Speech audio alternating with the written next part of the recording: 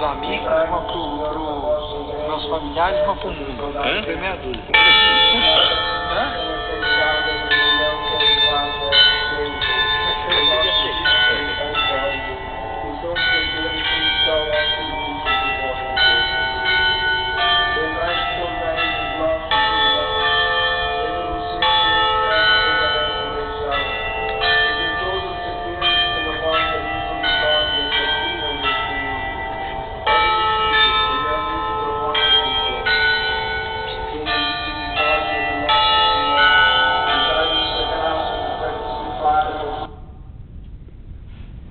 Em nome do Pai, do Filho e do Espírito Santo. Amém. A graça de nosso Senhor Jesus Cristo, o amor do Pai e a comunhão do Espírito Santo estejam sempre convosco. Bendito seja Deus que nos reuniu no amor de Cristo. Bom dia. Iniciamos a nossa oração da manhã na Capela do Senhor São de Cristo dos Milagres, na Igreja Nossa Senhora de Fátima, na cidade de Kingston, no Ontário, Canadá. E somos uma igreja criada a partir do sonho, da união, da vontade, do trabalho, do sacrifício e, sobretudo, do testemunho da fé dos imigrantes católicos de língua portuguesa. Hoje celebramos na igreja Santa Catarina da Suécia, uma santa, como sua mãe, Santa Brígida, que foram uma luz para aqueles povos do norte da Europa. A Igreja de Jesus Cristo é um corpo constituído de muitos membros, cuja cabeça é Cristo.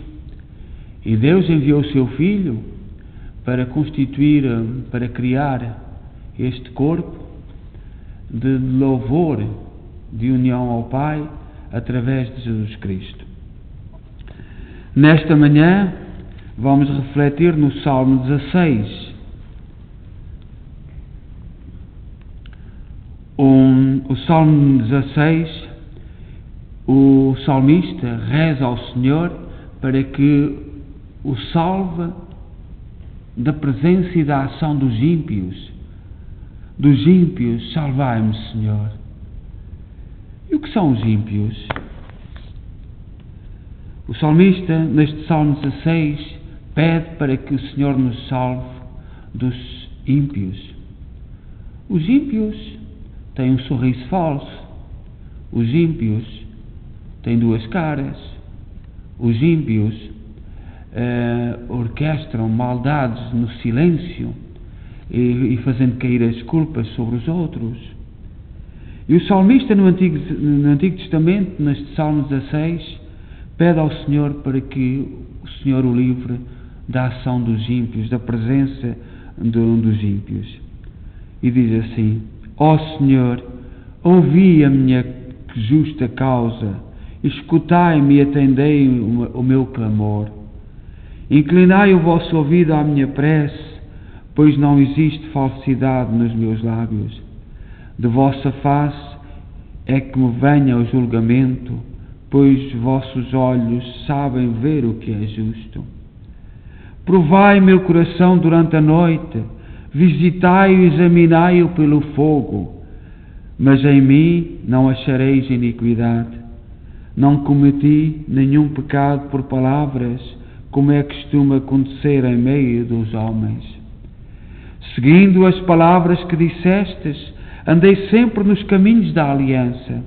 Os meus passos eu firmei na vossa estrada, e por isso os meus pés não vacilaram. Eu vos chamo, ó meu Deus, porque me ouvis. Inclinai o vosso ouvido e escutai-me. Mostrai-me o vosso amor maravilhoso, vós que salvais e libertais do inimigo, quem procura a proteção junto de vós. Protegei-me qual dos olhos a pupila, e guardai-me à proteção das vossas asas, longe dos ímpios violentos que me oprimem, dos inimigos furiosos que me cercam. A abundância lhes fechou o coração, em sua boca há só palavras orgulhosas. Os seus passos me perseguem, já me cercam, voltam meus olhos contra mim, vão derrubar-me. como um leão impaciente pela presa, um leãozinho espreitando de emboscada. Levantai-vos, ó Senhor, contra o malvado. Com vossa espada abatei-o e libertai-me. Com vosso braço defendei-me desses homens que já encontram nesta vida em recompensa. Saciais com os vossos bens o ventre deles, e seus filhos também hão de saciar-se. Ainda as sobras deixarão aos descendentes, mas eu verei justificada a vossa face, e ao despertar me saciará a vossa presença. Glória ao Pai, ao Filho e ao Espírito Santo, como era no princípio, agora e sempre. Amém. Chegou o tempo de penitência, de conversão e de salvação. Então, ouçamos a voz do salmista neste Salmo 16, que reza ao Senhor para que o livre da presença e da ação dos ímpios. A leitura breve desta manhã é tirada do livro de Isaías, capítulo 50, versículos 5 a 7. O Senhor abriu-me os ouvidos. Não lhe resisti, nem voltei atrás. Ofereci as costas para me baterem e as faces para me arrancarem a barba. Não desviei o rosto dos bofetões e cuspadas. Mas o Senhor Deus é meu auxiliador. Por isso, não me deixei abater o ânimo. Conservei o rosto, impassível como pedra, porque sei que não serei humilhado.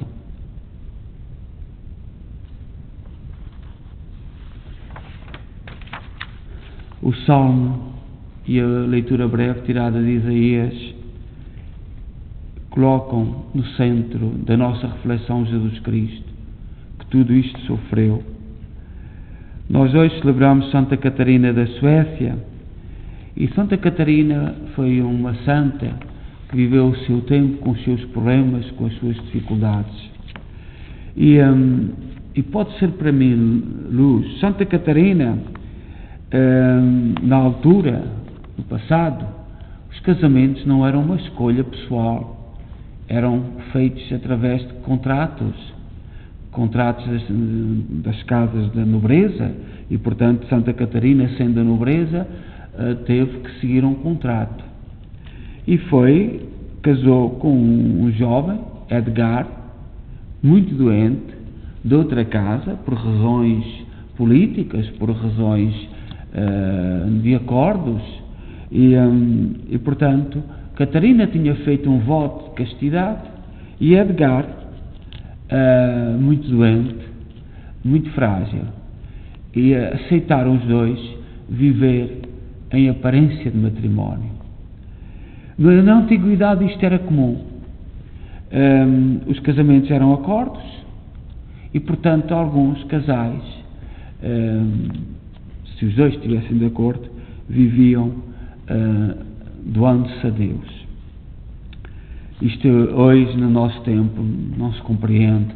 Como havia outro fenómeno que nós ouvimos falar e muitas vezes não sabemos, e que na Bíblia vem com a rainha do Egito, que veio para se curar a Israel, trazia eunucos.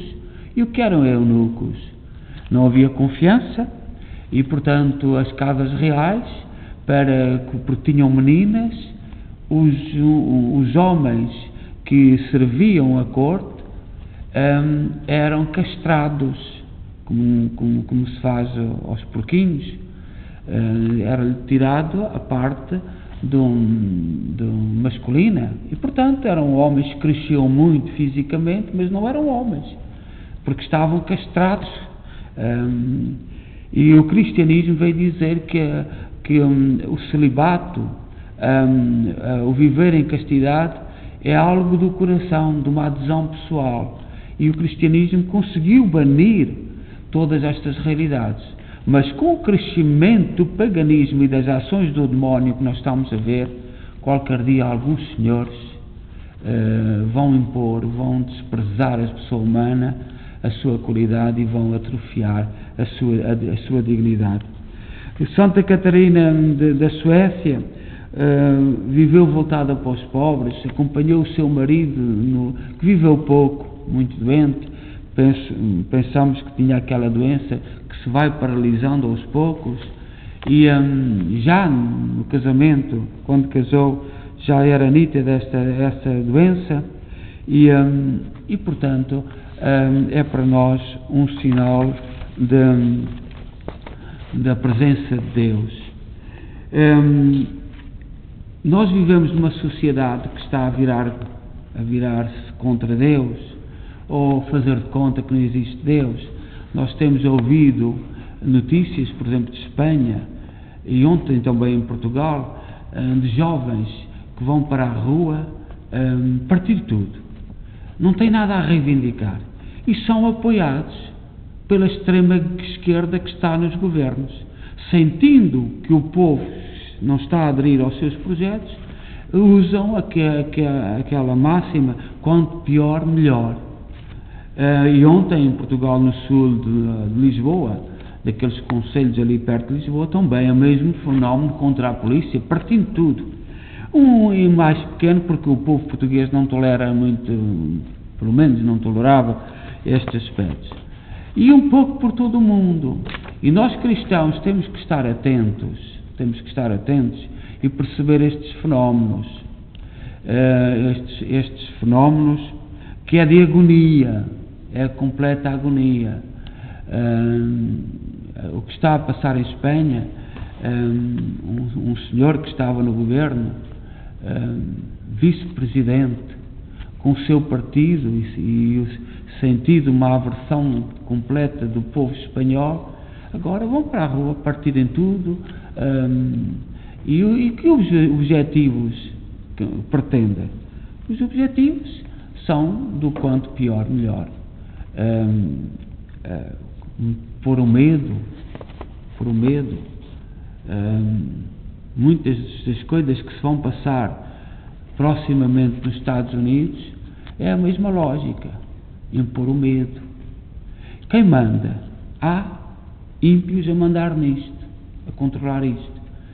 E muita gente não está a ver o poder, o que está a acontecer, o fenómeno. Muitos cristãos não estão a perceber este fenómeno de certas companhias de comunicação a mandar calar todos aqueles que não estão de acordo com isto. Esses é que são os terroristas. O trocar de valores. Os meios de comunicação social no Ocidente, neste momento, estão a trocar os valores. E porquê? Porque tem alguém que manda, que ordena estes fenómenos.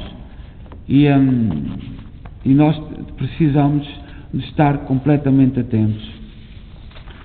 No Santo Agostinho, que é um grande santo, um grande filósofo, um grande teólogo, um grande bispo de Hipona, que nos deixou reflexões muito belas, e diz hoje: Jesus Cristo ora por nós, ora em nós e recebe a nossa oração. São Paulo aos Hebreus diz que Cristo dá-se. Quem dá é o próprio Cristo. Cristo é o próprio oferta e é o oferente, porque é o enviado do Pai. E é este raciocínio que Santo Agostinho hoje partilha conosco.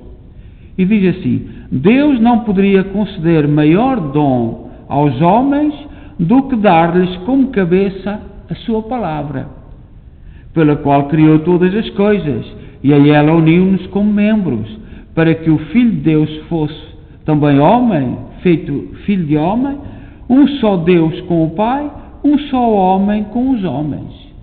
É um grande mistério em Jesus Cristo. Um só Deus com o Pai e um só homem com os homens, porque nasceu dos homens.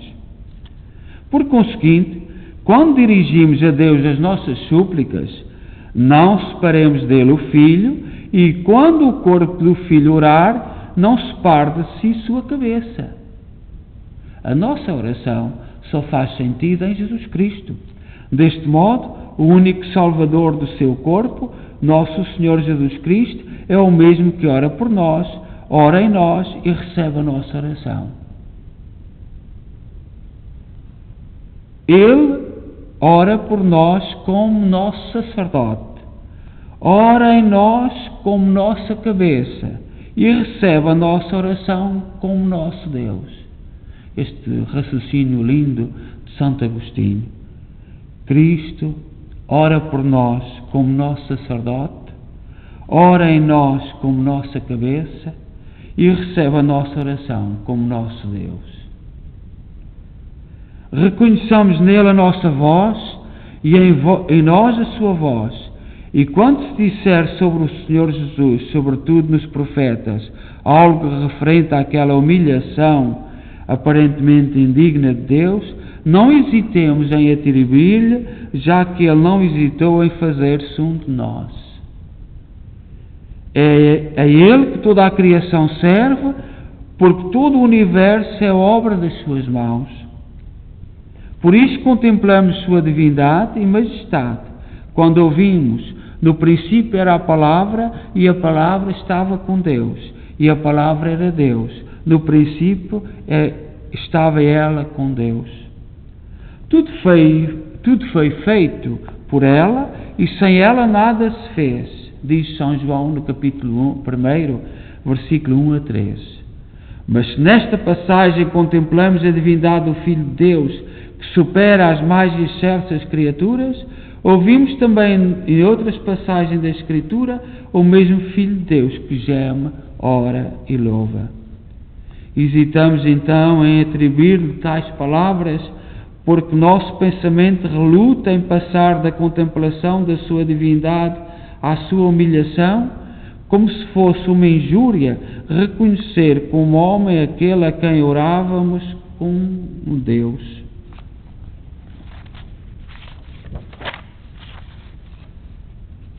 E quis tornar suas palavras do Salmo ao dizer, pregado na cruz: meu Deus, por que me abandonaste? No Salmo 21, versículo 1. Ele ora na sua condição de servo e recebe a nossa oração na sua condição de Deus. Ali é criatura, aqui é o Criador. Sem sofrer mudança, assumiu a condição mutável da criatura, fazendo de nós, juntamente com Ele, um só homem, cabeça e corpo.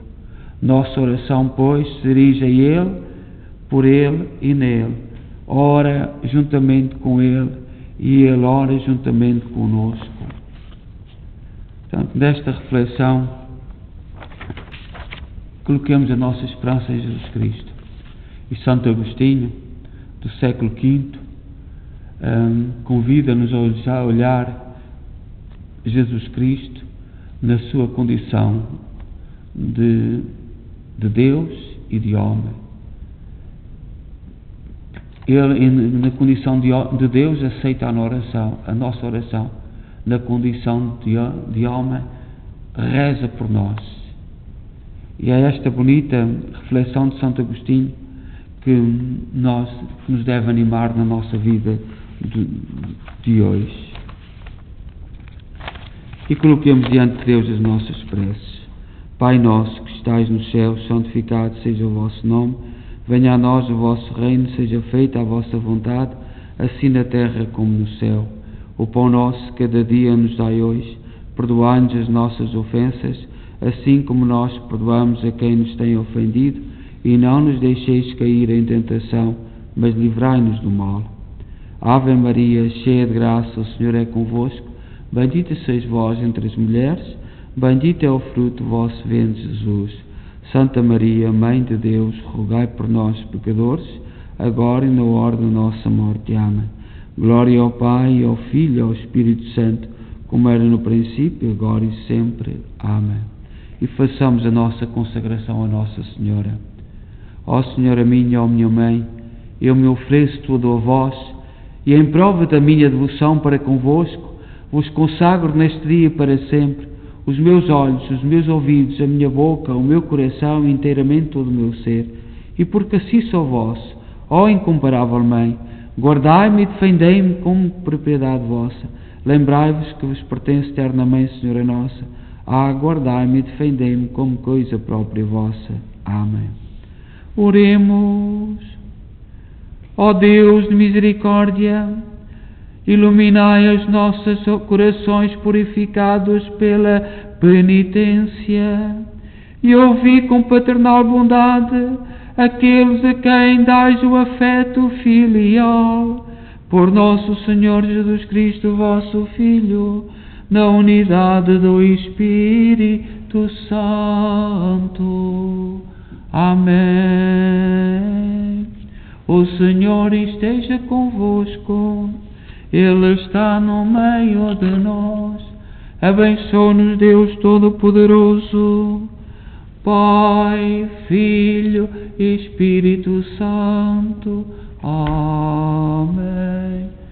E neste tempo da Quaresma, tempo em que os cristãos olham para Nossa Senhora das Dores, nestas dores todas que nós temos no nosso mundo, de confusão, em que muitas vezes parece que o demónio que está a vencer e que vence, nós temos que confiar-nos na Quaresma, a nossa oração à Nossa Senhora das Dores, e com o povo alentejano que tão bem canta a Senhora das Dores, a Senhora que sofreu junto à cruz, a Senhora que acompanhou com sofrimento o seu filho, como todas as mães que tanto sofrem por causa dos seus filhos.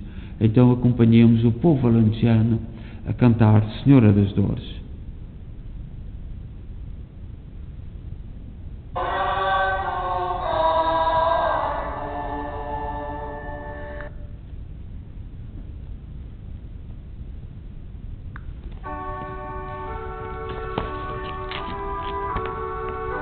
A todos muito bom dia.